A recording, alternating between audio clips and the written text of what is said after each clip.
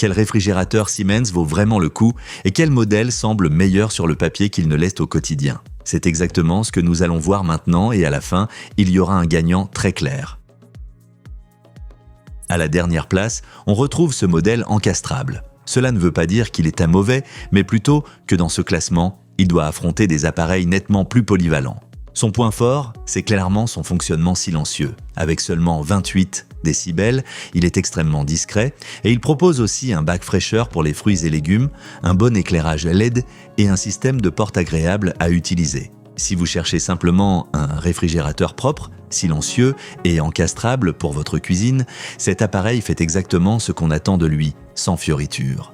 Mais en comparaison directe, on comprend tout de suite pourquoi il se retrouve en bas du classement. Il n'a pas de compartiment congélateur, pas de fonction no frost et sa classe énergétique est seulement moyenne. Face au combiné réfrigérateur-congélateur de ce classement, il lui manque tout simplement la praticité au quotidien que beaucoup de foyers attendent aujourd'hui. Je recommanderais surtout ce modèle aux personnes qui veulent volontairement un réfrigérateur encastrable pur et qui disposent déjà d'un congélateur séparé. Pour tous les autres, il risque d'être trop spécialisé et nous passons donc à un modèle qui paraît immense au premier regard mais qui ne convainc pas dans tous les domaines. Vous trouverez les liens vers tous les appareils de ce comparatif au meilleur prix dans la description ci-dessous.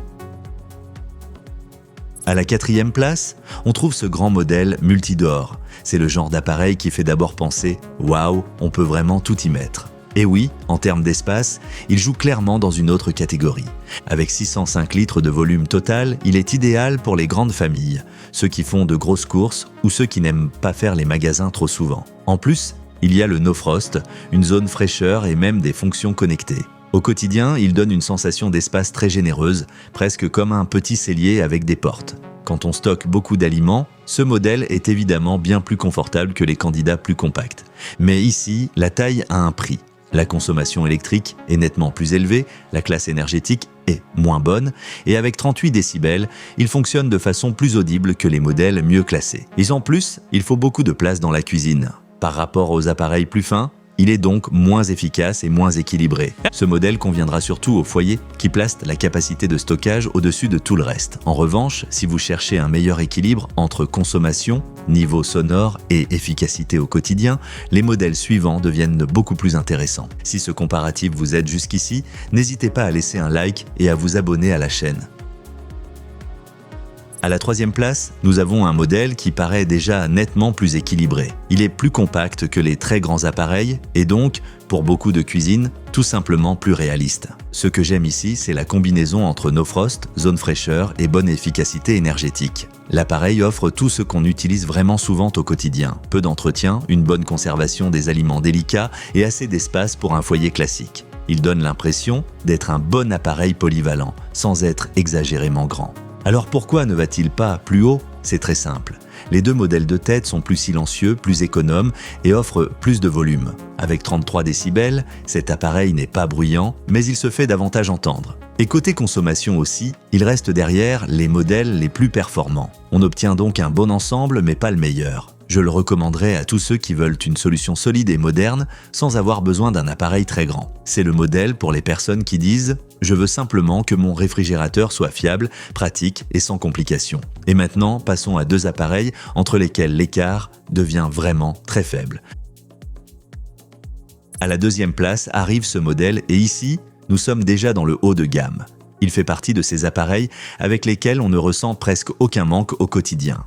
L'ensemble est vraiment solide, beaucoup d'espace, une consommation très basse, un fonctionnement silencieux et en plus le No Frost ainsi qu'une zone fraîcheur. Par rapport au modèle précédent, vous obtenez plus de volume et de meilleures valeurs en matière de bruit et d'efficacité. C'est exactement ce qui en fait un choix très complet pour les familles et pour tous ceux qui veulent économiser sur le long terme. L'écart avec la première place est faible, mais il existe. Dans les données disponibles, on relève de petits points faibles à l'usage, par exemple un signal d'alarme plutôt discret. Ce n'est rien de dramatique, mais quand deux appareils sont techniquement aussi proches, ce sont justement ces détails qui font la différence. Ce modèle est idéal pour ceux qui veulent presque le meilleur tout en prenant très peu de risques. Il est performant, moderne et très pratique au quotidien. Et pourtant, il reste encore un appareil qui semble, dans l'ensemble, un tout petit peu plus cohérent.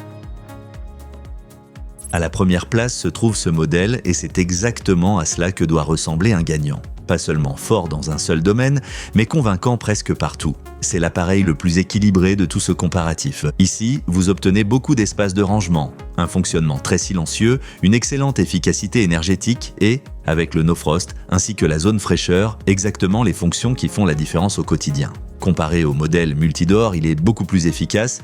Comparé au modèle encastrable, il est nettement plus polyvalent. Et comparé au troisième du classement, il offre tout simplement un meilleur ensemble. Ce n'est pas un appareil fait pour impressionner. C'est un vrai gagnant du quotidien. Bien sûr, il a aussi quelques faiblesses. Il est haut, relativement profond et demande de la place. Mais contrairement à certains concurrents, ses inconvénients restent bien proportionnés par rapport à ce qu'il offre en retour. C'est justement pour cela qu'au final, il paraît aussi complet et convaincant. Si vous cherchez un réfrigérateur qu'on installe puis qu'on utilise avec plaisir pendant de nombreuses années, c'est selon moi le meilleur choix. Pour un foyer classique, c'est la combinaison la plus forte entre économie, silence, confort et utilité. Regardez tranquillement les meilleurs modèles via les liens dans la description sous la vidéo. Et si ce comparatif vous a aidé, laissez un like et abonnez-vous à la chaîne.